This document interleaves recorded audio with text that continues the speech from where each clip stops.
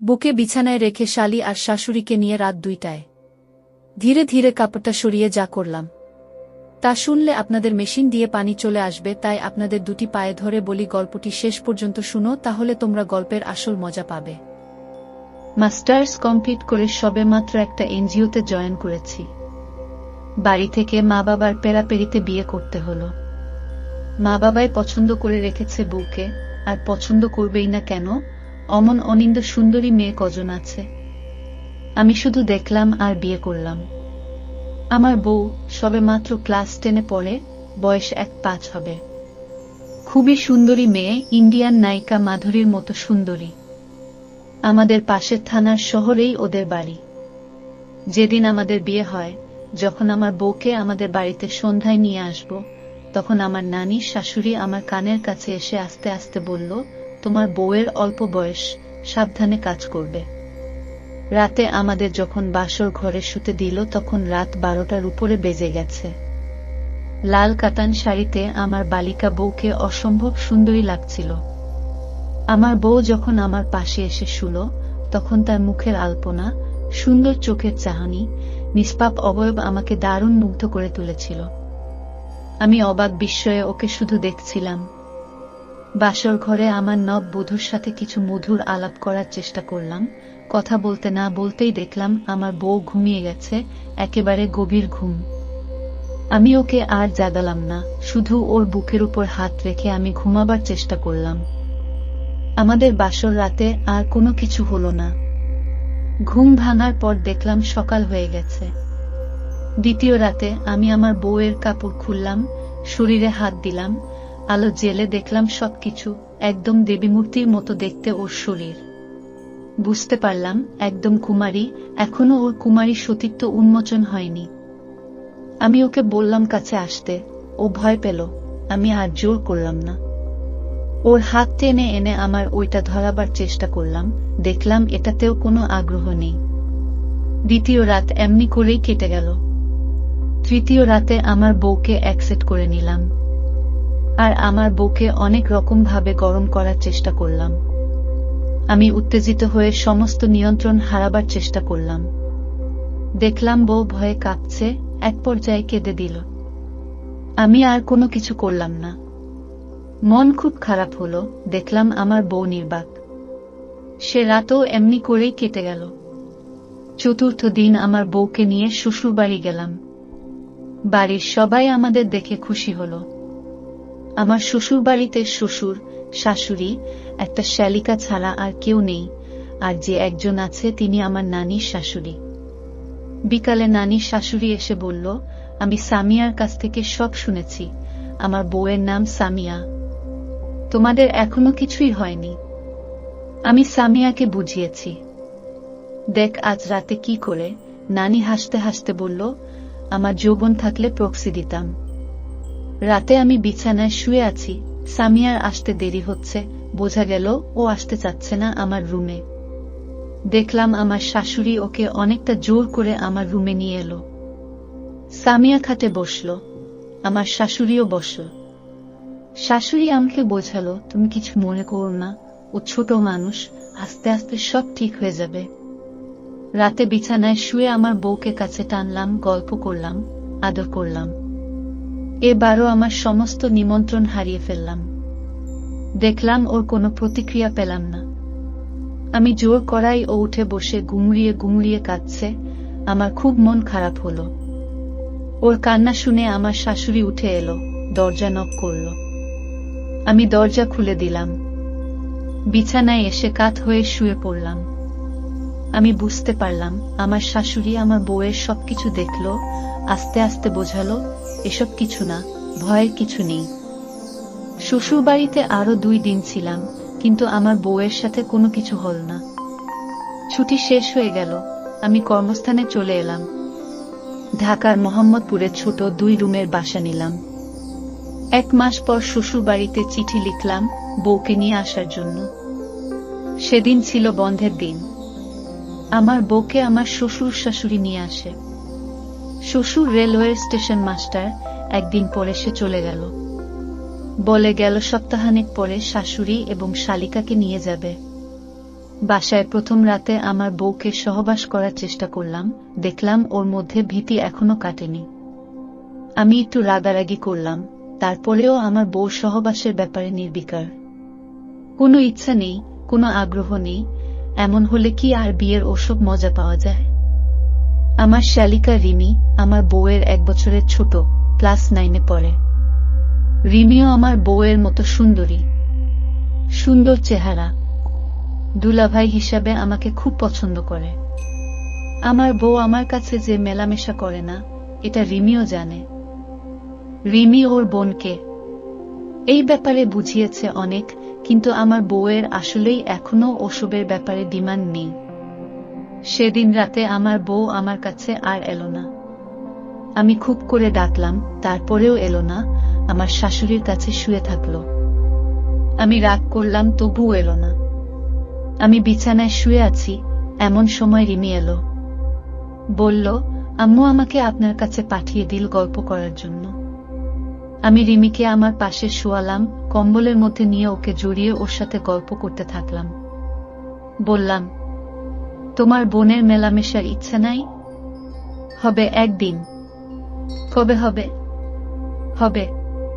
তোমার মেলামেশার ইচ্ছা আছে? আছে। কোনো এক্সপিরিয়েন্স? কিছু কিছু। আমার সাথে ওসব করবে? আপনি চেষ্টা করেন। আমি রিমির শরীরে হাত দিলাম, দেখি ও আর কিছু বাধা দিলে না। রিমিকে বললাম, তুমি খুবই ভালো মেয়ে, তোমার বোনের চেয়ে অনেক সুন্দর, অনেক ভালো। রিমি ও ঘরে চলে গেল। রিমি একটু পরে আবার ফিরে এলো। বলল, ও ঘরের সবার জায়গা হবে না, আম্মু আপনার কাছে আমাকে থাকতে বলেছে। আমি বললাম, তোমার আপু আসবে না? ও বলল, না। রিমি আমার কাছে শুয়ে পড়ল, আর দুজনেই ঘুমিয়ে পড়লাম। যখন ঘুম ভাঙল তখন দেখলাম সকাল, ঘরময় আলো। রিমি আমার কাছে শুয়ে। আমি ওকে জড়িয়ে ধরলাম, ওর ঘুম ভেঙে গেল। আমি রিমিকে আবারও সারপ্রাইজ দিলাম গভীরভাবে, রিমিও খুব রেসপন্স করল। আমি রিমিকে বললাম, তুমি কি আমার সমস্ত ইচ্ছা পূরণ করবে? রিমির ও নীরব সম্মতি দেখলাম। আর আমরা দুজন নিয়ন্ত্রণ হারিয়ে ফেললাম। ভেসে গেলাম এক অজানা শহরে। আমার শাশুড়ি কখন রুমে ঢুকেছিল জানি না। পিছন ফিরে দেখি আমার শাশুড়ি অন্য রুমে চলে যাচ্ছে। আমি তাড়াতাড়ি আমার সমস্ত কাজ শেষ করে নিলাম। আমি রিমিকে বললাম, আম্মা সব দেখে ফেলেছে। রিমি কোনো কথা বলল না, উঠে ও ঘরে চলে গেল। বিকালে অফিস থেকে বাসায় ফিরলাম, রাতে খাওয়া দাওয়া করলাম। আমার বউ এমনি খুব লক্ষ্মী, ঘরের কাজে নতুন সংসার পেয়ে খুব খুশি। রান্না বান্না, আদর যত্ন করে খাওয়ানো সবই সুন্দর করে। রাতে দেখলাম আমার বউ আমার কাছে শুতে এলো। দুজন শুয়ে আছি। ভাবলাম ও আমাকে কাছে টানবে না। আমি কাছে টানার চেষ্টা করলাম, বিরক্ত হচ্ছে। আমি আর কিছু করলাম না। এভাবেই সে রাত কেটে গেল। পরের দিন অফিস থেকে এসে বিছানায় রেস্ট নিচ্ছি, এমন সময় রিমি এলো। আমি রিমিকে বললাম, কালকের ঘটনায় আম্মা কিছু বলেছে কিনা? রিমি বলল, কিছু বলে নাই, আম্মাকে খুশি মনে হলো। আমাকে শুধু বলল সেফটি দিয়ে যেন কাজ করি। বুঝলাম রিমির ব্যাপারটা তিনিই ঘটিয়েছেন। রিমিকে বললাম, আজ রাতে তোমাকে আমার আইল্যান্ড দর্শন করাবো। রিমি বলল, আচ্ছা। আমি একটা অদ্ভুত ব্যাপার দেখলাম, শাশুড়ির কাছে রাতে আমার বউ শুয়ে, আমার রুমে রিমি এলো। রিমি এসে আমার কাছে শুলো। ঘরের লাইট নিভিয়ে দিলাম, রিমিকে জড়িয়ে ধরলাম। বেশ অনেকক্ষণ গল্প করলাম। দেখলাম আমার শাশুড়ি খাবার পানি রেখে গেল। আমি আর বেশি কিছু ভাবলাম না। রুমের লাইট জ্বালালাম। আর আমরা দুজনে সুখের সপ্তম সাগরে ভেসে গেলাম। এরকম আরো 2 দিন রিমিকে আমার আইল্যান্ডে ঘোরাতে নিয়ে গিয়েছিলাম। আমার বউ আমার উপর এখন বেশি বিরক্ত হয় না, আমিও ওকে ওসব ব্যাপারে ডিস্টার্ব করি না। আমার শাশুড়িকেও দেখলাম খুশি। আমার সাথে হেসে কথা বলে, বেশ আদর যত্ন করে। এরকম আরো 2-3 দিন চলে গেল। আমি প্রতি রাতেই রিমিকে আমার সমস্ত কাজকর্ম করতে থাকে। ইতিমধ্যে আমার শ্বশুর সাহেব ঢাকায় আসলেন শাশুড়ি ও রিমিকে নিয়ে যেতে। আমার বউ কান্নাকাটি শুরু করে দিল, একা একা থাকতে চাচ্ছে না। রিমিকে নিয়ে যেতেই হবে, ওর সামনে পরীক্ষা, প্রাইভেট টিউটরের কাছে অনেকদিন পড়াশোনা মিস হচ্ছে।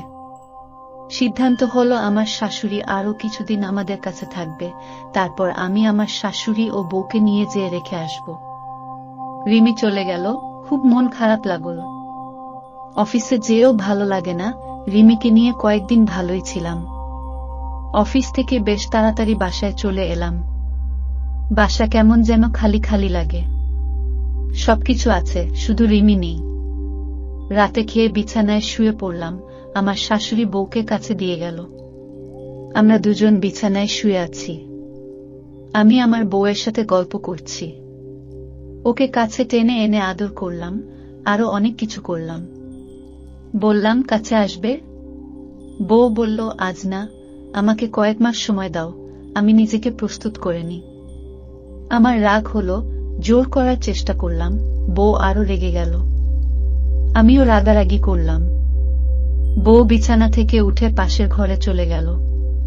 সেই রাতে আমি একা একাই থাকলাম, কখন ঘুমিয়ে গেছি জানি না। পরের দিন অফিসে বেশ কাজ ছিল, এনজিও ব্যুরো থেকে অডিট টিম এসেছে। খাতাপত্র, রেজিস্টার, হিসাব নিকাশ সব আপ টু ডেট করতে হলো। বাসায় আসতে আসতে রাত 11:30 বেজে গেল। বাসায় এসে দেখি আমার বউ ঘুমিয়ে গেছে, আমাদের রুমে নয়, শাশুড়ি যে রুমে থাকে সেই রুমে। আমার বউ ঘুমিয়ে গেলে আর সহজে জাগানো যায় না, বিরক্ত হয়। আমি আমার রুমে ঢুকে কাপড় চেঞ্জ করলাম। কাপড় চেঞ্জ করে আমার রুমে আমি বসে আছি, দেখলাম শাশুড়ি খাবার নিয়ে এলো। আমি খেতে বসলাম। আমার শাশুড়ির সাজসজ্জায় আজকে বেশ পরিবর্তন লক্ষ্য করলাম। খুব সুন্দর একটি জর্জেট শাড়ি পরেছে, টাইট ফিট ব্লাউজ, পাতলা শাড়ির ভেতর দিয়ে উপরের অংশ স্পষ্ট দেখা যায়। নাভির বেশ নিচে শাড়ি পরেছে। মুখে হালকা মেকআপ করেছে, ঠোঁটেও লিপস্টিক মাখা। মাথার চুলগুলো কালো, ঘাড়ের উপর খোলা। আমি খাবার শেষ করে বিছানায় হেলান দিয়ে শুয়ে পড়লাম। সবকিছু গুছিয়ে আমার শাশুড়ি আমার কাছে এসে বসল। আমার বউ সম্পর্কে বলল, ও আস্তে আস্তে ঠিক হয়ে যাবে, তুমি এসবে কোনো অসুবিধা মনে করো না। আমি বেশি কথা বললাম না। আমার শাশুড়ি আমার পাশে চুপচাপ বসে আছে, আমি কি বলবো ভেবে পাচ্ছি না। শাশুড়ি বলল, আমি কি কিছুক্ষণ তোমার কাছে থাকব? বললাম, থাকেন। আমি বললাম, সামিয়া কি এখন আমার কাছে এসে শোবে না? শাশুড়ি বলল, ও তো গভীর ঘুমে। ঘুমোবার আগে ও বলছিল আজকে তোমার কাছে শোবে না। আমি শাশুড়ির একটা হাত ধরে বললাম, আমার কিছু ভালো লাগছে না। শাশুড়ি আমার দিকে আরো একটু ঝুঁকে পড়ে আমার মাথায় হাত বুলালো। আমার শাশুড়ি দেখতে একদম যুবতী, বয়স কত হবে? 3-5-3-6। আকর্ষণীয় শরীরের অধিকারিণী। আমার শরীরে এক ধরনের নেশা হলো, আমার সবকিছু জেগে উঠতে লাগলো। আমি শাশুড়ির দিকে পাশ ফিরে গায়ে হাত দিলাম, শাশুড়ি আমার দিকে আরো নমিত হল। দেখলাম শাশুড়ি আমার শয়তান মনোভাবকে প্রশ্রয় দিল। আর আমরা দুজন সুখের রাজ্যে ভ্রমণ করলাম। এমন সুখ কখনো আমি পাইনি। শাশুড়িও আবেগে বলছিল, যতদিন সামিয়া ঠিক না হয় ততদিন তুমি আমাকে ওই সুখের চেয়ে ভ্রমণ করাতে নিয়ে যাবে। বন্ধুরা, আমাদের এই গল্পটি আপনাদের কেমন লাগলো অবশ্যই কমেন্ট করে জানাবেন। আমরা প্রতিদিন আমাদের চ্যানেলের 3 থেকে 4টি করে নতুন নতুন গল্প আপলোড করব, আপনারা প্রতিদিন আমাদের গল্পগুলো শুনবেন। যদি আমাদের ভিডিওটি ভাল লাগে তাহলে পরবর্তী গল্পগুলো শোনার জন্য অবশ্যই আমাদের এই ভিডিওতে একটি লাইক করবেন এবং কমেন্ট করে আপনাদের বন্ধুদের মাঝে শেয়ার করে দিবেন আমাদের এই ভিডিওটি। ধন্যবাদ বন্ধুরা, সবাই ভালো থাকবেন, সুস্থ থাকবেন, আমাদের এই চ্যানেলের সাথেই থাকবেন।